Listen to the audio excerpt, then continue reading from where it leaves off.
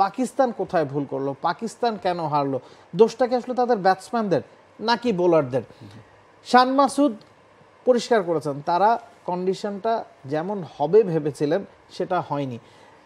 রাওয়ালপিন্ডিতে বৃষ্টির পূর্বাভাস ছিল, ফার্স্ট ডেতে বৃষ্টি হয়েছে, সে কারণে ফার্স্ট ডেতে কিন্তু 41 ওভারের বেশি খেলা হয়নি এবং বাকি প্রতিটা দিনই আমরা এক্সটেন্ডেড ম্যাচ পেয়েছি।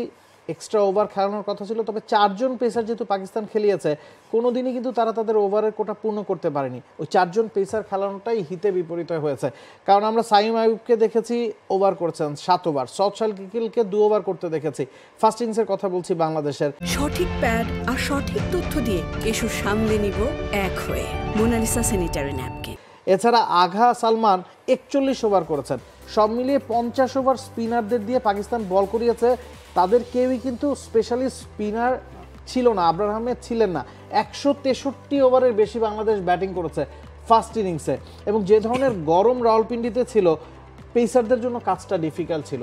একজন স্পিনার যদি থাকতো পেসারও একটু বিশ্রাম বেশি পেতেন, ওই হিসাবের গরমিলটা তারা করেছেন এবং তারা ভেবেছিল যে যেহেতু বৃষ্টির পূর্বাভাস আছে ম্যাচটা হয়তো 5 দিনে নাও যেতে পারে এবং যে ধরনের সুইং আদায় করে নিতে পারবে পেসাররা, বৃষ্টিতে আর্দ্রতা যখন বাড়বে বা মুভমেন্ট যখন থাকবে, পিচ যখন ঢাকা থাকবে, পেসাররা অনেক বেশি হেল্প পাবে, সেটা পাকিস্তান পায়নি দেখি আসলে হেরেছে। এই জায়গাটাতে আসলে বাংলাদেশের সঙ্গে পাকিস্তানের একটা পার্থক্য যে বাংলাদেশের যারা ইয়াং প্লেয়ার তারা আসলে বারে বারে নিজেদেরকে প্রমাণ করাটা চেষ্টা করছেন, প্রমাণ করার দরকারটা তাগিদটা তাদের আছে। অন্যদিকে পাকিস্তানের যেহেতু দেয়ার আর সো মেনি ইয়াং ট্যালেন্টস, তারা আগে থেকেই টেস্টেড এবং তারা যে একটা সম্ভাবনাময় ক্যারিয়ার তাদের সামনে আছে, সেই জায়গাটা হয়তো বা শাহিন আফ্রিদি, নাসিম শাহ, আমাদের বোলার নাহিদ রানার চেয়ে নিশ্চয়ই তো বেশি, শরীফুলের চেয়ে হয়তো বেশি, সেই জায়গাটায় হয়তো বা একটু গা ছাড়া অ্যাটিটিউড তাদের বোলারদের মধ্যে দেখা গিয়েছে।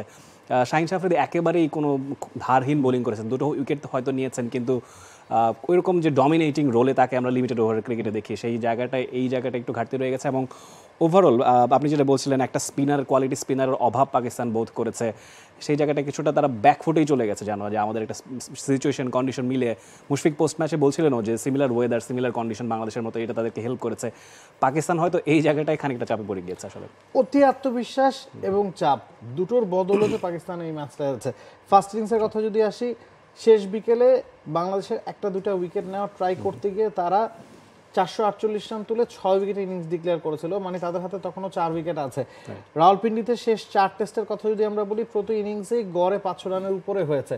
তারা কিন্তু তারও আগে 450 আগে ইনিংস ডিক্লেয়ার করেছে, মানে তারা ভেবেই নিয়েছে বাংলাদেশ 2 ইনিংস মিলিয়ে হয়তো 450 করতে পারবে না, বা যতটুকু করতে পারবে সেটা তারা খুব সহজেই টপকে যেতে পারবে। ওই জায়গায় অতি আত্মবিশ্বাসটা তাদের কাল হয়েছে এবং আজকে তারা চাপে পড়ে ভেঙে পড়েছে, কোনো সন্দেহ নাই। আপনি যদি উইকেটগুলো খেয়াল করেন, শান মাসুদ, সাইম আইয়ুব, আবদুল্লাহ শাফিক বা শেষ দিকে গিয়ে আঘা সালমান, রিজওয়ান বাদে কেউই উইকেটে টিকতে পারেনি এবং সবাই যে ভালো বলে আউট হয়েছেন তা কিন্তু না। সৌদ শাকিলের ডেলিভারিটা সাকিবের এক্সেপশনাল ছিল।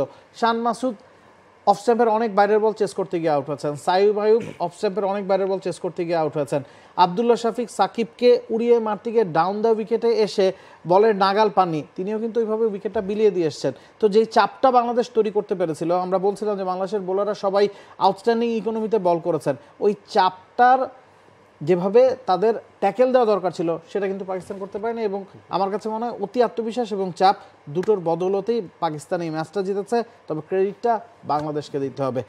For more updates, subscribe to our YouTube channel and click on the bell icon. Follow us on Facebook and Instagram. Download T-Sports app to enjoy exciting games and highlights. Visit tsports.com.